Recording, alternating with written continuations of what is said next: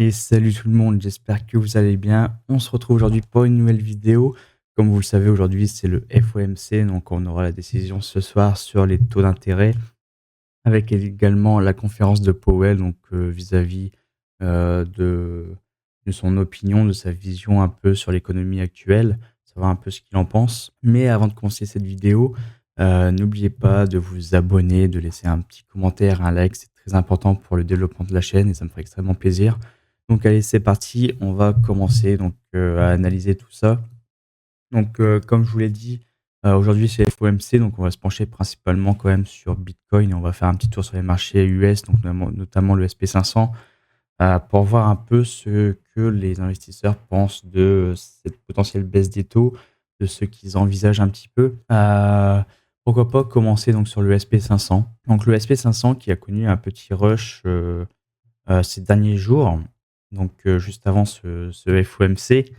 Et c'est quand même quelque chose qui malheureusement qui m'intrigue un peu, qui m'inquiète même, car ce n'est jamais bon de voir un marché se mettre à pump avant ce genre d'événement, puisque très souvent ça laisse présager que l'après va être un peu tourmenté, va avoir potentiellement un petit moment de panique. Et c'est ce qui arrive très souvent. Et quel meilleur exemple que le FOMC précédent, donc fin juillet, où on a eu ce marché qui a également rush à l'approche du FOMC et qui derrière a totalement eu un moment de décroche, bon, avant de repartir. Mais c'est souvent un peu ce type de buzz rumor, sell the news. Et malheureusement, ce n'est jamais bon d'avoir un marché qui se met à pump comme ça, qui court à la hausse à l'approche de ce genre d'événement fondamental. Donc, ce qui me laisse présager que potentiellement, après ce FOMC, voire demain, vu que ce FOMC aura lieu quand même assez tard, au niveau de 20 h à peu près. Je pense qu'on va avoir demain, en tout cas, un pré-market qui risque de beaucoup secouer les marchés. Il va falloir faire très attention à ça. Et déjà à l'époque, je vous avais parlé qu'il y avait énormément d'investisseurs qui pariaient, qui avaient déjà acheté déjà énormément de puts sur les 640 $. Donc pour l'échéance qui était juste après le FOMC, on va en revenir juste après, voir un peu ce qu'est devenu ce niveau. Donc moi, ça me laisse présager qu'en tout cas, après ce FOMC, déjà vis-à-vis de ce qu'on avait vu il y a début septembre, ne serait-ce même fin août, dans cette zone ici, un peu en termes de temporalité, on avait déjà vu que beaucoup, beaucoup, beaucoup d'investisseurs achetaient des puts à 640 $, ce qui me laissait présager que justement on était proche du top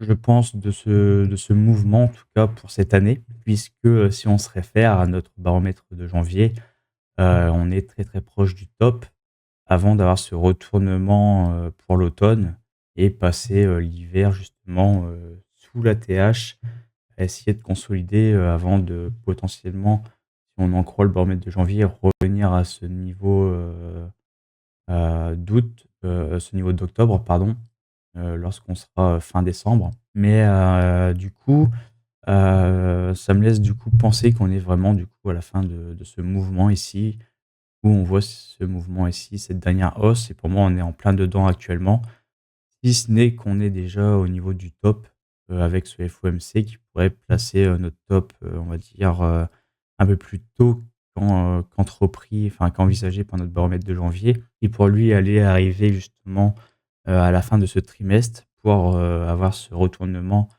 sur le début du dernier trimestre, pour passer ce dernier trimestre un peu, on va dire dans le rouge. Donc on va aller voir un petit peu ce que nous disent les options un petit peu.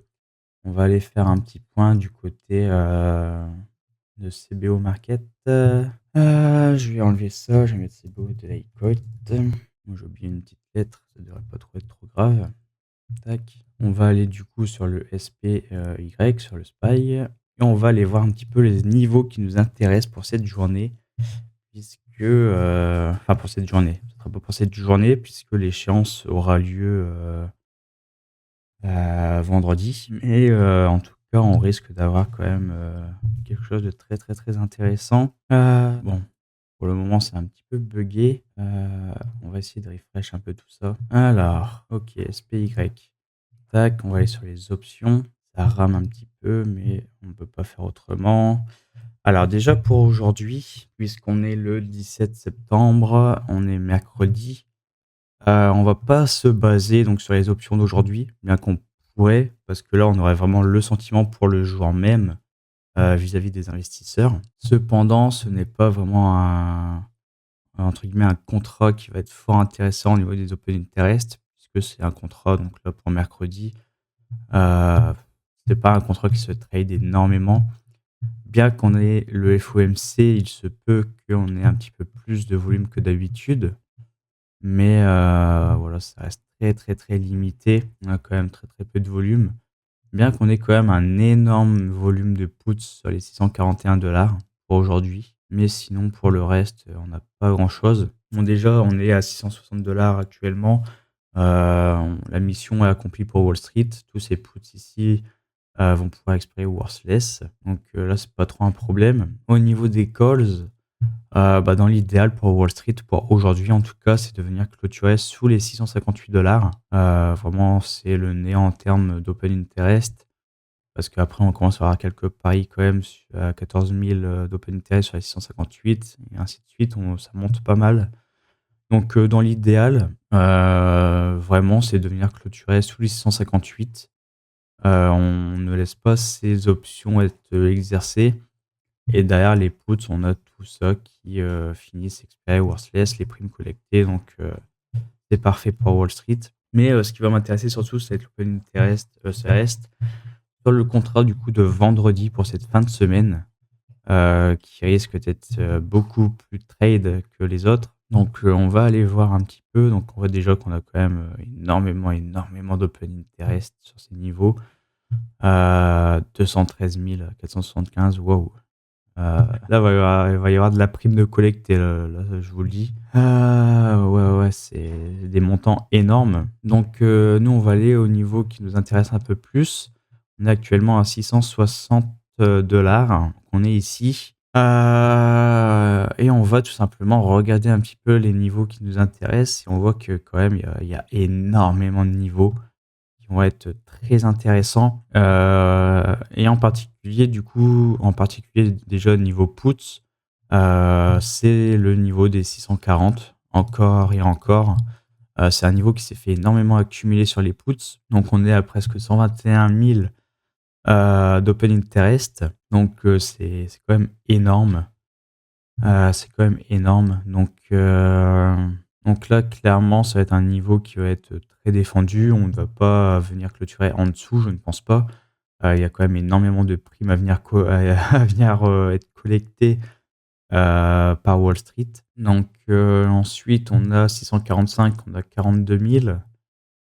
Bon 32 000 à 647, 35 000 à 650. OK, 11 000, 11 000 et on voit qu'ensuite, voilà, on a plus du tout de puts ici. Donc au niveau des puts, l'intérêt là pour Wall Street, pour, la clôture de vendredi, ça serait de venir clôturer quand même au-dessus des 660 et vraiment d'avoir tout simplement tous ces puts qui expirent worthless. Donc ça vraiment, ça serait le saint graal. Et au niveau des calls, on va avoir du coup quelques niveaux qui vont s'ériger, face à nous, notamment un premier plafond qui va être à 670 avec 52 000 d'open interest, donc qui va être, un peu, qui va avoir le rôle un peu de résistance où on va éviter de passer par-dessus. On a 32 000 ici à 665, 36 000 à 660. C'est vrai que dans le cas actuel, dans l'idéal pour vendredi, il faudrait venir clôturer à 659.XX. Comme ça, on ne laisse pas les 36 000 être exercés. Et ensuite, derrière, on a tous les puts ensuite. Ouais, on a quand même pas mal de niveaux. Donc, on voit qu'on a eu des niveaux quand même à gros open interest comme à 650, 53 000 d'open interest. Donc, c'était un peu, on va dire, un niveau de résistance à venir franchir, à venir se défaire. C'est 53 000 également à 640. Donc, Donc là, le prochain objectif, je pense, ça serait de, «valider» entre guillemets, la cassure des 660. C'est un peu une thèse qui va être un peu en mode, résistance sur le marché pour éviter que le marché y passe. Mais si vraiment on y passe, le prochain niveau, ça sera les 665. Donc où on risque d'avoir un peu un trou d'air sur le marché et de venir rush les 665 qui va être, on va dire, entre guillemets, «la prochaine résistance». Mais pour l'instant, je pense qu'on va avoir un beau combat ici sur les 660. Donc je ne serais pas surpris qu'à la fin de cette semaine, on ait un SPY qui se garde peut-être entre les 2. Voilà, pour éviter quand même de venir laisser ces open interest être exercés. Mais ce sera à surveiller en tout cas de ce que va faire le marché. Mais pour moi là, si je devais prendre une fourchette un peu plus «large» entre guillemets, on aurait potentiellement une clôture entre 660 et 665. Même si on a aussi quand même le FOMC qui va être présent, où on risque d'avoir potentiellement une décroche. Et ça reste quand même dans l'idéal de Wall Street tout de même, de ne pas venir exercer ses calls. Donc, heu, donc ce sera à surveiller, mais allez, avec le scénario que je me fais du FOMC, pour moi, je pense qu'on viendra se garer cette fin de semaine, elle est entre 650 et 660. Voilà, ce scénario 660-665, j'y mets peut-être 10-15 de proba, mais la plus grosse proba pour moi, c'est qu'on finisse cette semaine, plus bas que le prix actuel où on est. Donc je pense qu'une clôture entre 650 et 660, c'est possible et on verra comment ça va se passer. Mais en tout cas, si on a une grosse décroche du marché, il va falloir faire très attention justement à ce niveau des 650, puisqu'on a aussi un gros open interest de call. Donc ça serait pas surprenant qu'on vienne se glisser en dessous pour justement, que ces calls ne soient pas exercés en fin de semaine. Mais il va falloir faire très attention. Donc on va revenir un peu à notre chart. Où justement, là, actuellement, on a tout simplement un pré-market à 660 $. Donc, le FOMC ce soir qui est très attendu, donc on verra comment le marché va réagir à cela. Et on va faire un petit point maintenant sur Bitcoin, donc qui, lui, est un peu dans le même scénario, entre guillemets, malheureusement, puisque voilà, on a ce range, cette consolidation. On est revenu faire un niveau plus haut par rapport à ce range. Et on est dans ce même schéma où justement le marché rush un peu avant ce FOMC, rush un petit peu, en plus commence à créer de la divergence baissière sur le MACD, ce qui n'est pas très bon. Donc moi je crains le pire quand même pour, nos marchés risk on, puisque ces derniers sont en train de rush avant le FOMC et très souvent, bon, bah, on connaît ce qui se passe, après le FOMC, c'est, une décroche, une correction du marché. Donc va falloir faire quand même très, très, très attention à ça. Et c'est pareil, on va faire un petit point du coup au niveau de l'ETF IBIT, voir un peu quels sont les niveaux actuels dessus, qui sont entre guillemets, en surveillance par Wall Street. Donc on va aller tout simplement regarder IBIT. Donc on fera peut-être un point pareil, sur la clôture d'aujourd'hui avec le FOMC et puis de vendredi pour cette fin de semaine. S'il y a des choses intéressantes à dire, non, il y a rien pour mercredi, pour IBIT. On va aller du coup directement pour vendredi, cette fin de semaine. Et pour cette fin de semaine, OK, OK, donc on a quand même notre plus gros pay interest qui est à 65 sur les puts, même pas à 60 $. Ici, on a 57 000. OK, 57 000 ici. On a un gros calls aussi sur les 60 et on voit que derrière, on a quand même pas mal de calls, surtout, à 65, quasiment 45 000, 46 000 pratiquement à 67, 100 000 à 70. Donc, ce qui est quand même intéressant, c'est qu'on a quand même des joueurs qui sont présents et qui ont parié énormément quand même sur un EBIT à 70-75. Ça fait quand même, énormément de millions, qui sont actuellement en train d'être pariés. Mais voilà, on va revenir un peu plus terre à terre. Va falloir surveiller ce qui va se passer après le FOMC. En fait, ça, c'est pareil, c'est comme pour le SPY avant, selon les scénarios, ça va dépendre aussi de comment le marché va réagir avec le SPY, avec le FOMC. Donc, bien que je me fais mon propre scénario, il se peut que j'y ai tort et ça se peut que, par exemple, le marché le prenne bien et pump et voilà, pump après le FOMC et puis que voilà, ce soit la tendance qui soit dégagée du FOMC et que ça reste comme ça pour la fin de semaine.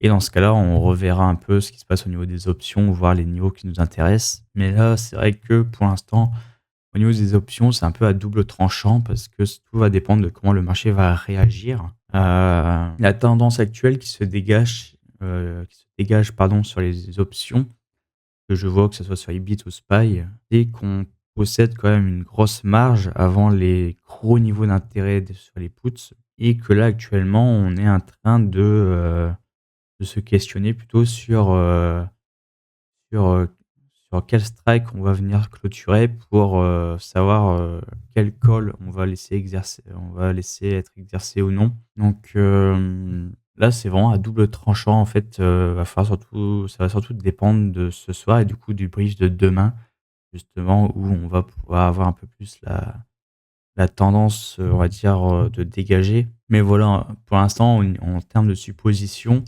mon avis, c'est qu'on risque, quand même d'avoir une décroche du marché pour venir retester certains niveaux et justement avec cette décroche de marché, on va venir se garer juste au-dessus des niveaux où les puts sont les plus, élevés. Donc par exemple, à 60 pour Ibit, mais suffisamment du coup proche des 60 pour que tous les calls qui sont sur les strikes supérieurs, soient worthless et ne puissent pas être exercés en fait. Donc, ça c'est un peu le scénario que je me fais dans ma tête. Donc c'est-à-dire qu'on aurait une décroche sur Ibit potentiellement à 60 admettons. Donc à 60 admettons, donc 60 ça fait quand même, une baisse, jusqu'à ce niveau-là.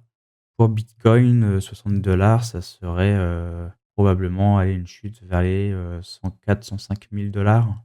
On est actuellement à 117 000. Ouais, ça me paraît pas impossible selon comment le FOMC va être pris puisque le FOMC peut très facilement, heu, faire prendre ou faire perdre 10 à Bitcoin, qui est un actif quand même très volatile. Donc, ça serait assurant. Donc voilà pour mon scénario, donc, pour ce potentiel scénario sur le FOMC.